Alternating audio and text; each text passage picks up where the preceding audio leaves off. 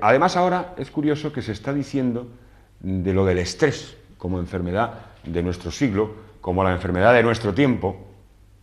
No, pero si eso ha existido siempre. Entonces se la llamaba ansiedad o se le llamaba depresión. Actualmente, además, con los medios de comunicación, perdón, con los medios de comunicación la información es mucho más rápida. Es decir, se produce un problema en Australia o en África del Sur, en el Zaire, desgraciadamente, ahora todos conocemos todo el problema que hay, y en cuestión de minutos seguimos aquí el proceso. Y hay veces cuando los abuelos comentan, o las abuelas dicen, bueno, antiguamente no pasaba esto. No. Antiguamente no es que no pasara, seguía pasando. Porque los problemas de las tribus y todo eso son de siglos. Lo que pasa es que no nos enterábamos, que es que el asunto es distinto.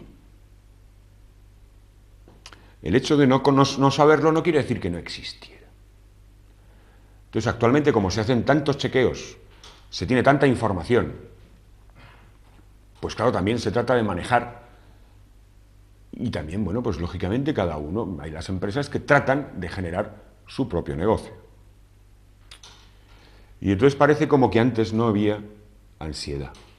La ansiedad, insisto, hemos dicho al principio del programa, que es una emoción natural en el hombre y que cuando se dispara de un umbral llega a ser algo que en vez de... Porque básicamente la necesidad de la ansiedad que tenemos todos tenemos necesidad de ansiedad.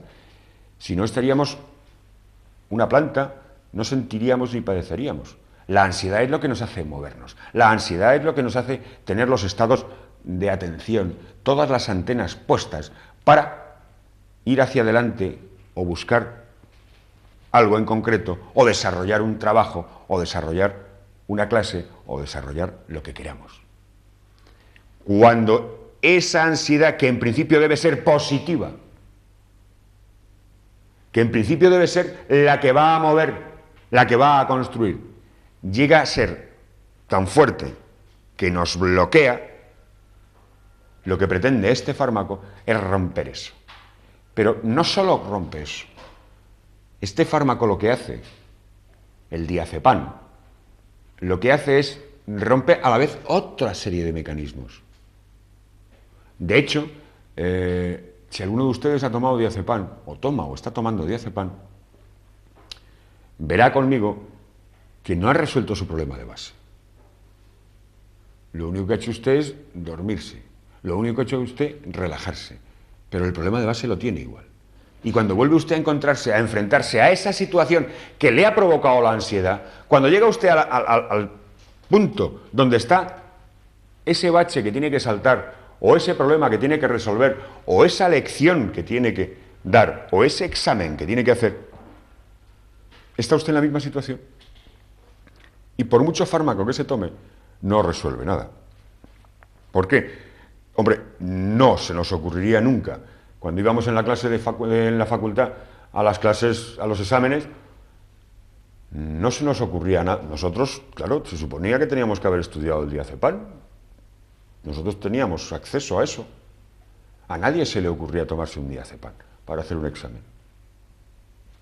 Ni a los estudiantes de farmacología. Y lo siento, yo soy todavía muy viejo, yo soy ya un poco más viejo, pero a mí me sigue produciendo ansiedad el hecho de venir aquí a grabar, el hecho de ponerme delante de las cámaras.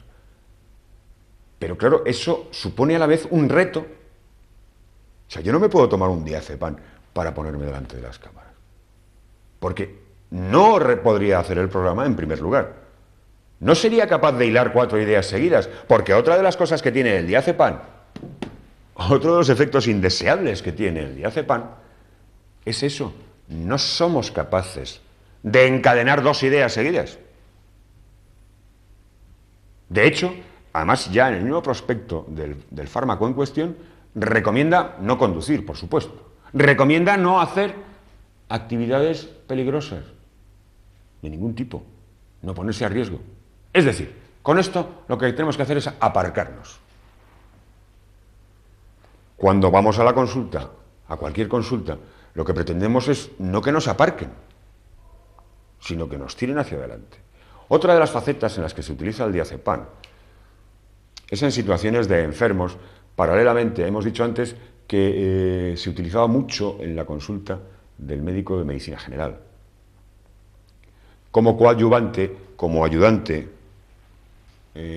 a la vez, de otro tipo de fármacos en pacientes pues, con problemas de tipo cardíaco. Pero claro, en pacientes con problemas de tipo cardíaco, vamos a ver, ahora vamos, porque claro, quería seguir un poco la línea del libro, básicamente. Y ahora tocaremos el tema de los efectos a nivel cardíaco que produce el diazepam. Entonces quiero seguir un poquito, voy a seguir un poco, me permiten que siga el orden del libro, básicamente, no voy a leer, por supuesto. Bien, vemos que a dosis crecientes, el diazepam, que se supone que es el menor de todos, el más pequeñito, el más liviano, el más suave de los ansiolíticos, de los sedantes, en líneas crecientes de tratamiento, en líneas crecientes de concentración, de ingesta, acaba produciendo desde la sedación, el sueño, la hipnosis, la anestesia, el coma y finalmente la muerte. Porque además hay otra cosa clara. Nosotros podemos ir a tener un proceso de ansiedad. Insisto en que como estamos hablando de una farmacología eminentemente sintomática, claro, nos quedamos en las hojas cuando se receta este fármaco. Básicamente, el facultativo de turno, el médico de turno, va a coger y va a buscar de una manera objetiva qué pasa. Si hay algo que él pueda ver y si él no lo ve, no existe. Sin embargo, el paciente sigue teniendo su proceso ansioso. Bien, pues automáticamente lo ha colocado, lo ha etiquetado de ansiedad. Inmediatamente un ansiolítico, que es el que rompía esa dinámica del miedo al llegar al bache o a ese puente. Pero para hacer, claro, cuando se hace un estudio de ese tipo, no se hace un estudio en profundidad. Entre otras cosas porque las condiciones personales de cada uno de nosotros varían a lo largo de las 24 horas del día, varían a lo largo de las estaciones del año y varían en función de los estímulos externos, entre otros muchos factores. En ese momento, bueno, se le coloca a este paciente un ansiolítico. Y hay casos descritos en los que ese paciente, a lo mejor de base, tiene una falla muy suave, subaguda que se llama, es decir, que no canta ningún tipo de sintomatología a nivel de corazón o a nivel renal. En este caso, este fármaco se elimina básicamente por riñón. Se oxida primero en el hígado y una vez que se ha oxidado en el hígado, pasa y se elimina, se excreta por el riñón. Bien. Tenemos un hígado que es el que tiene que hacer la oxidación del fármaco en cuestión. Luego ese fármaco ya oxidado, ya puesto como introductor de embajadores para que pase por el riñón y el riñón sea el que excrete los metabolitos, es decir, los restos de esta fórmula tan bonita. Cuidado, que los restos no se quedan así como tal. Estos restos luego son liposolubles, se juntan a la albúmina en sangre, pasan, o sea, llegan a formar una serie de complejos moleculares y que a su vez luego tiene que volver a trabajar el hígado sobre ellos y volver a trabajar el riñón a la hora de excretarlos, a la hora de expulsarlos. Con lo cual estamos haciendo doble trabajo. Si ya tenemos, por ejemplo, un problema de base en ese riñón, que insisto es de una manera subaguda, que si a ese paciente no le metemos nada de esto y lleva una vida normal, con su ansiedad, que ya veremos cómo se puede resolver, porque aquí hoy se me ha olvidado traer una de las agujas que utilizamos habitualmente, porque habría que, al final vamos a ver si establecemos la diferencia entre la pastilla o la aguja. En la pastilla podemos generalizar todo tipo de patologías y todo tipo de pastillas en una sola. Y en la aguja podemos generalizar todos los tipos miles de tratamientos que durante millones de años están escritos y que ya tienen su experiencia probada, su tratamiento y además su cuenta de resultados ya demostrada, pero auténticamente demostrada. Porque hay uno de los fundamentos de la medicina y es no hacer daño. Básicamente esa es la primera premisa. Pues bien, en este fármaco, si tenemos un paciente que de base tiene un problema que cojea de riñón, si me cojea de riñón, me va a hacer una insuficiencia renal aguda automático. Si tiene un problema subagudo de corazón, automáticamente me va a hacer una hipotensión y me va a hacer una disminución del gasto cardíaco. El gasto cardíaco es esa fuerza que tiene que hacer el miocardio para bombear la sangre a todo el territorio. Luego hay otra cosa que es curiosa. La acción ansiolítica, bueno, tiene función acción ansiolítica, acción miorrelajante, puesto que además funciona a nivel del sistema nervioso central directamente, no funciona en la placa nerviosa como funcionaba la aspirina, que funcionaba a nivel de una disminución de la producción de prostaglandinas. Este funciona directamente a nivel del sistema nervioso central. Pero tiene un problema muy grave, y es que es acumulativa la sustancia. Esto es acumulativo. Es decir, lo damos unas dosis, pequeñas dosis, durante una serie de días, y entonces se va acumulando. Quiero decir que si yo le estoy dando, pongamos, 1 miligramo al paciente diario, el primer día tendrá un pico de acción, que llamamos de tiempo máximo de acción, cuando llega a la máxima concentración plasmática, y luego cae, pierde la acción.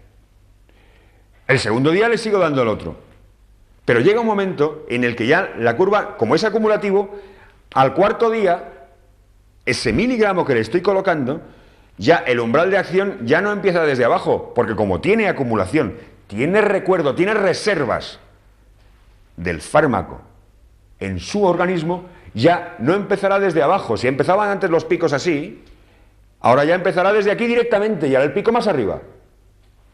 Y es cuando me puede desencadenar el proceso que quiero anular. Y es cuando puede producir esos mecanismos de acción agresiva o de acciones incontroladas. Es distinto, la absorción se hace habitualmente oral y además en 30 minutos.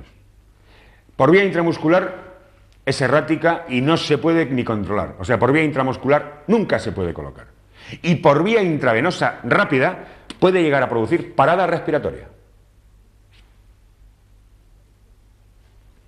Tan sencilla, tan bonita y tan simple. El ansiolítico, la ansiedad es una emoción. Desde las agujas. Eso también está escrito. Lo que pasa es que, bueno, está escrito en coreano, pero da igual, también está escrito. Igual que hay este diccionario. Se trata desde otros meridianos. Se trata porque hay 7 emociones que ya están descritas desde hace muchos años, que ya conocemos. El otro día, no sé si ya supongo que se habrá emitido el programa Meridianos y Puntos, se hablaba del meridiano del pulmón como un meridiano bueno para trabajar en las enfermedades de la vida moderna, como el estrés. Yo algunas veces en broma también digo y el S4, cuando me refiero a la depresión. Pues bien, sin necesidad de enganchar a mi paciente, puesto que produce tolerancia, hábito y dependencia. Cuando quitamos al paciente este fármaco, automáticamente nos hace un síndrome de abstinencia. Esto si ustedes han tenido cerca de ustedes algún paciente, algún familiar, algún amigo que ha tenido esto, que ha tenido que tomar esto, habrán visto que en cuanto deja de tomarlo, reproduce un síndrome de abstinencia. Sí, han oído bien. El síndrome de abstinencia, ese que además parece que solo tienen los heroinómanos. No. El síndrome de abstinencia, desgraciadamente, se tiene frente a muchísimos fármacos, pero muchos más de los que ustedes creen. Muchos más. Tengan en cuenta que lo que se vende en las farmacias es, en muchos casos, muy, muy peligroso. Incluso aunque nos lo receten. Porque hay veces que no se sabe ni por qué se receta. O solo se sabe porque lo dice en un libro. Pero cuando de una manera puntual se pone uno a analizar en un libro de verdad, en un diccionario de verdad, punto por punto, cómo todos y cada uno de estos fármacos con sus fórmulas. Ve cómo actúa este nitrógeno con este oxígeno en otra sustancia, en otra molécula. Ve cómo actúa a nivel de tejidos, en el hígado, en el riñón, en el corazón, en el intestino, en el pulmón. Claro, es aterrador. Porque cuando además aquí en el mismo libro te recomiendan que no se dé nunca este fármaco más de 4 semanas seguidas y que se interrumpa el tratamiento durante como mínimo 1 mes o 2 meses, varios meses, dice textualmente. Ya lo dice aquí el libro. Y te encuentras con pacientes que llevan tomándolo de una manera continuada en periodos de más de 1 año. Por supuesto, sin haber resuelto su patología. Y te enfrentas con el mayor problema que nos encontramos muchas veces, y esto se lo está diciendo un médico, debajo de su título de médico, y me encuentro muchas veces con que tengo más problema para desenganchar al paciente, no ya solo de este fármaco, que en resolver el problema de base del paciente. Puesto que, insisto, todas las enfermedades o casi todas las enfermedades que se desarrollan en la medicina moderna vienen o están originadas en otro sitio y son un síntoma de una causa que está en otro sitio y viene por otro lado. Si trabajamos directamente sobre la causa, es cuando podremos curar el asunto. El otro día, hablando con el jefe y los compañeros, se habló del herpes, esa cosa en el labio. Y bueno, pues se hablaba, decía, bueno, pero ¿quién cura el herpes? Y mira por dónde el demonio enreda, y cuando voy a echar gasolina, en ese sitio donde vas a echar la gasolina tú solo, Clas, y hay un señor, la número tal, pas, y veo, y le digo, hombre, tiene usted un herpes. Y claro, porque además la ventaja de nuestro trabajo es que se estudia, aparte de con los libros, donde realmente se aprende es en la calle, viendo a la gente. Y el hombre pues me cuenta esto, dice, pues mire, llevo con esto ya 2 meses, me tiene loco. Primero se me puso un día así, fui al médico, me dio unas cosas, unos antibióticos, tal y cual, luego me bajó, pero mire, esta sube, baja, así lo tengo. Claro, eso no es curar un herpes. Entonces, como coincidio, y además yo en ese sentido soy bastante, si me lo han dado la indicación por varios sitios, pues tendré que hablar de los fármacos contra el herpes.